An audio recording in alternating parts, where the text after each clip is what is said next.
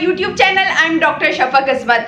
आज मैं बात करूंगी उन छोटे बच्चों के बारे में जिनका गला खराब हो जाता है और इसके साथ साथ वो क्या होता है कि खाना पीना बिल्कुल छोड़ देते हैं, बुखार होता है बच्चों को, वॉमिटिंग शुरू हो जाती है, ठीक है, और वॉमिटिंग के साथ साथ रेशा भी आ रहा होता है। तो उसके लिए आप सबसे पहले तो डॉक्टर के पास जाएंगे, ठीक है। डॉक्टर आपको जो मेडिसिन प्रिस्क्राइब करता है वो आपने लेनी है, क्योंकि एंटीबायोटिक्स मैं आपको नहीं बता सकती। डॉक्टर कंडीशन देख के, फिर गला कितना खराब है, पस है उसमें, टॉन्सिल्स हैं या जो भी चीज़ होगी वो डॉक्टर उस हिसाब से देख के और कोई भी एंटीबायोटिक होगी तो रिकमेंड करेंगे। लेकिन पेन किलर आप सबको पता है जो बच्चों की होती है कि पैनाडोल या कालपोल आप दे सकते हैं एज और वेट के मुताबिक। इसके अलावा आज मैं आपसे कुछ रेमेडीज शेयर करूंगी जो आप लोगों की बहुत काम आएंगी, क्योंकि मेरे बेटे का भी जब भी गला खराब होता है तो मैं उसको मेडिसिन के साथ साथ ये चीज़ें भी देती हूँ घर में और उससे वो काफ़ी हद तक बेहतर हो जाता है। सबसे पहले तो हम बात कर लेते हैं कि आपने मेडिसिन के साथ साथ बच्चे की डाइट का ख्याल रखना है। डाइट में आप लोगों ने वो चीज़ें ऐड करनी है जो सॉफ्ट हो।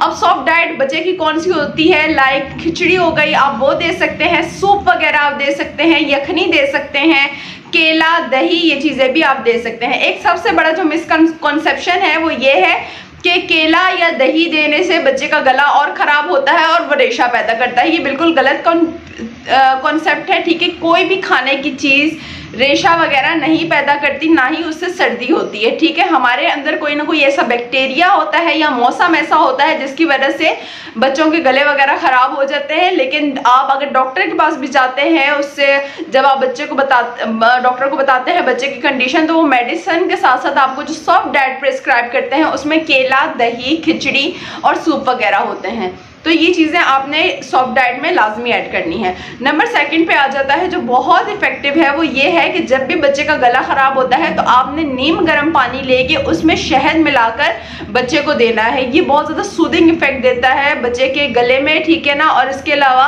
जो बच्चा खाना पीना नहीं सही कर रहा होता वो इसको मतलब थोड़ा सा मीठा भी हो जाता है पानी, तो वो बच्चा आराम से पी लेता है। ये आपने रेमेडी करनी है। अगर आपका बच्चा 1 साल से बड़ा है तो उसी में आप शहद दे सकते हैं। तो आपने ये चीज़ लाजमी करनी है कि नीम गर्म पानी में शहद मिला के बच्चे को पिलाना है। बच्चा अगर फौरन एक साथ नहीं पीता तो आप हर घंटे बाद उसे उसमें से 1 चम्मच पिला दें।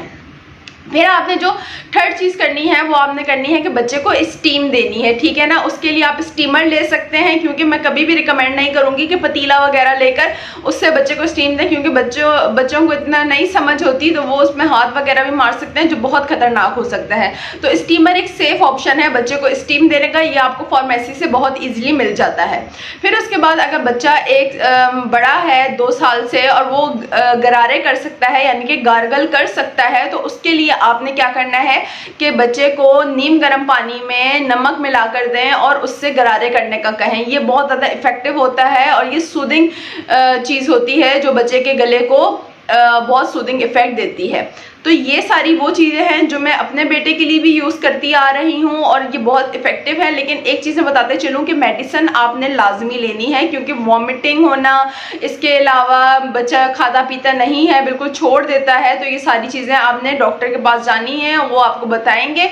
तो उस हिसाब से आपने मेडिसिन तो देनी ही है, लेकिन साथ साथ आपने ये रेमेडीज़ भी करनी है। ये बहुत इफेक्टिव है और डॉक्टर खुद भी आपको ये सारी चीज़ें बताएंगे साथ साथ। इसके अलावा अगर बच्चा बहुत ज़्यादा वॉमिटिंग कर रहा है या उसको साथ लूज मोशन भी स्टार्ट हो गए हैं तो आप ORS भी घर में स्टार्ट कर सकते हैं।